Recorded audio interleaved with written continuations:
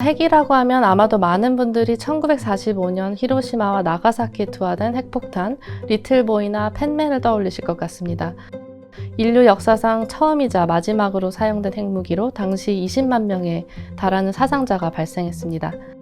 이러한 핵무기의 등장, 일명 핵시대가 도래한 이후에는 핵에 대한 논의는 크게 두 가지 축을 중심으로 이루어져 왔습니다. 상대방이 갖고 있는 핵무기의 절대적인 파괴력을 서로 인지함으로써 전쟁을 억제한다는, 즉 핵을 통한 평화가 가능하다고 본 핵 억제론이 한편, 반대로는 핵무기는 존재 자체만으로도 전쟁을 유발하고 오인과 실수라는 인간의 비합리성의 영역으로 인해서 인류의 재앙을 가져올 수 있다고 본 반핵주의입니다. 20세기란 극단의 시대였다는 한 역사가의 말처럼 핵무기는 19세기 산업혁명에 의한 인류의 진보와 팽창, 20세기 선진자본주의 강대국들 사이에서 벌어진 제국주의 전쟁, 대규모 세계대전을 배경으로 등장하면서 우리 근대 문명과 이성의 명암, 과학의 불안정성을 극명하게 보여주며 우리의 세계와 국가관계, 그리고 우리들의 일상생활까지 막대한 영향을 미쳤습니다. 그리고 이러한 핵무기에 대한 논쟁을 보다 쉽게 접근해 볼 수 있는 매개체 중에 하나가 바로 현대미술인 것 같습니다. 절대적인 핵무기에 대한 인류의 양가성, 찬반론을 몇 가지 작품을 통해 조명해 볼 수 있습니다. 먼저 축 늘어진 시계의 초현실적인 그림, 기억의 지속으로 유명한 살바도르 달리의 작품 비키니의 새 스핑크스입니다. 20세기 대표적인 초현실주의자인 달리는 1945년 미국이 일본의 핵무기를 투하하였을 때 큰 충격을 받았다고 합니다. 그 영향으로 이후 핵과학과 양자역학을 주제로 몇 점의 그림을 그렸는데요. 이 작품은 고대 사막에 있는 스핑크스를 비유해서 미국의 첫 플루토늄 기반의 핵실험이 진행됐던 뉴멕시코주 사막을 배경으로 하고 스핑크스 대신 인간의 머리를 형체화한 것입니다. 인간의 뇌를 핵폭탄의 버섯구름으로 형상화하면서 과학적 진보의 위험성을 표현한 것이기도 하지만 달리 특유의 표현 방식에 따라서 핵무기를 너무 아름답게 표현하였다고 비판을 받기도 하였습니다. 특히 초기 초현실주의는 이성을 가진 인간이 벌인 일이 겨우 전쟁인가, 산업혁명이 초래한 물질주의와 과학의 비합리성을 비판한 예술가들이 개척한 것으로 어떻게 보면 달리의 중립적인 표현이 비판을 받았던 것 같습니다. 또 하나 소개해드리고 싶은 작품은 미국 시카고 대학 캠퍼스에 전시되어 있는 원자력 에너지라는 거대 조형물입니다. 영국 조각가 헨리 무어가 1964년부터 1966년 동안 만든 작품으로 학생들 사이에는 해골이라는 별명을 갖고 있다고도 하는데요. 이는 1942년 시카고 대학에서 이루어진 인류 최초의 핵 융합 실험을 기념하는 기념비입니다. 당시 미국의 첫 번째 핵 프로그램인 맨하튼 프로젝트의 정점에서 최초의 체인 리액션이 여기에서 일어난 것입니다. 시카고 대학은 이를 기념하기 위해서 실험이 이루어진 바로 그 자리에 이 기념비를 세운 것인데, 핵폭탄의 버섯구름과 해골을 형상화해서 핵무기와 과학의 진보에 대한 공포와 완전한 성취라는 양가적인 시각이 담겨 있다고 합니다. 반면 핵에 대한 공포를 강조한 반핵주의의 작품들도 다양합니다. 먼저 보시는 이 작품은 이리 마루키와 토시 마루키 부부의 불이라는 작품입니다.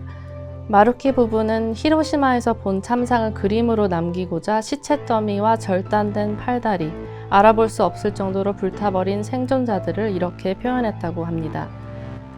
또한 핵무기의 잔혹성을 표현한 것으로 유명한 영국 조각가 콜린 셀프의 작품 해변의 소녀, 또는 원폭 피해자라고도 알려진 작품입니다. 실물 크기의 마네킹을 재와 검은색 페인트로 칠해서 몸이 불에 탄 살과 절단된 팔다리를 묘사한 것으로 히로시마와 나가사키의 참상을 재현하며 당시 1960년대 다시 고조되던 핵 위기에 대한 공포심을 표현하였습니다. 이렇듯 현대미술에서 나타나고 있는 핵무기에 대한 상반된 인식, 양가 감정의 배경은 무엇일까요? 핵무기가 등장한 역사적 컨텍스트가 굉장히 중요하였다고 생각합니다. 구체적으로 핵무기는 2차 세계대전 발발 이후 나치 독일과의 대결 중에서 등장했습니다. 1939년 아인슈타인은 당시 미국 대통령 루즈벨트에게 독일이 핵무기를 먼저 개발할 가능성을 알리면서 미국의 핵개발을 촉구하였는데, 이것이 바로 미국의 맨하튼 프로젝트의 시작이 되었습니다. 이렇듯 인류 최대의 전쟁과 홀로코스트를 일으킨 히틀러의 파시즘, 나치 독일과의 경쟁 속에서 나타난 핵무기는 1945년 5월 독일의 항복을 얻어내고 8월에는 일본의 태평양 전쟁의 종지부를 찍으면서 20세기 세계전쟁에 대한 미국의 절대적인 승리의 무기이자 인류 과학의 진보를 상징한 것입니다. 트루먼은 1945년 핵무기의 파괴력이 성공적으로 입증되면서 이를 역사에서 가장 위대한 일이라고도 말했다고 합니다. 그리고 이러한 핵에 대한 논쟁, 찬반론은 소위 제2의 핵시대라고도 불리는 현재에도 이어지고 있습니다. 잠시 핵에 대한 국제정치, 국방전략에 대한 얘기를 하면 폴 브래큰 미국 예일대 교수는 그에 져서 제2차 핵시대에서 미국, 러시아, 중국, 프랑스, 영국이 핵무기를 독점하던 1차 핵시대가 저물고 인도, 파키스탄, 북한 등 새로운 핵보유국들이 등장한 제2차 핵시대가 도래하였다고 진단하였습니다. 미러 중심의 핵경쟁, 상호 확증파기에 의해 핵균형이 유지되던 20세기보다 핵대결과 핵무기의 사용 가능성이 훨씬 커졌다고 전망합니다. 실제로 최근 주요 강대국들의 의제는 핵 현대화입니다. 2010년대 러시아가 전술핵 사용을 위협하면서 크림반도를 무력으로 병합한 이후 핵 없는 세상을 표방했던 미국마저도 트럼프 행정부 시기를 기점으로 핵 현대화에 본격적으로 나서고 있습니다.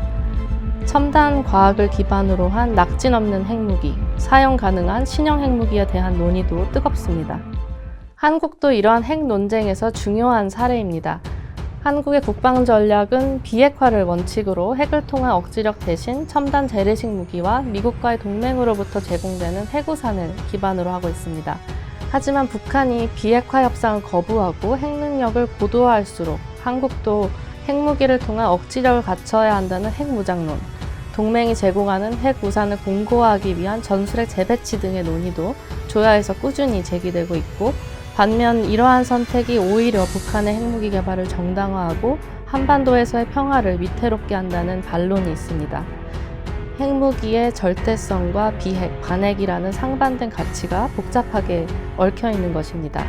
어떻게 보면 히로시마와 나가사키의 참상 이후 약 76년이 지난 지금 핵시대의 공포를 직접 경험하고 기억하는 세대가 점차 줄어드는 상황에서 핵에 대한 공포심이 허물어지고 과학과 인간의 이성을 다시금 낙관하게 되는 측면도 있는 것 같습니다. 결혼을 대신해서 제2의 핵시대의 대표적인 핵 관련 미술 작품을 소개해드리겠습니다. 바로 트레버 페글렌의 작품 트리니티 큐브입니다. 2011년 3월 11일 동일본 대지진과 후쿠시마 원전 사고 이후 핵물질의 오염성에 대한 국제사회의 인식을 제고시키고자 후쿠시마 원전의 오염 지역에서 가져온 유리창 조각들과 트리니타이트라는 물질을 녹여서 만든 작품이라고 합니다. 트리니타이트는 1945년 7월 16일 플루토늄 기반의 최초 핵실험인 트리니티 핵실험으로 인해 형성된 물질을 지칭합니다. 이 작품의 특징은 바로 메시지의 추상성, 어떻게 보면 중립성이 있다고 할 수도 있을 것 같습니다. 앞서 보여드린 히로시마와 나가사키 이후의 참상을 있는 그대로 표현한 작품들보다는 인간의 두뇌와 핵폭탄의 버섯구름을 함께 표현한 달리나 무어의 작품이 갖고 있는 이중적 메시지에 더 가까워 보입니다. 핵으로 인한 참상을 극대화해서 표현하기보다는 은유와 간접적 표현이 선택되는 배경에는 현대미술 특유의 표현법 외에도 제2의 핵시대에서 이어지고 있는 핵무기에 대한 인류의 양가성과 무관하지 않다고 볼 수 있을 것 같습니다.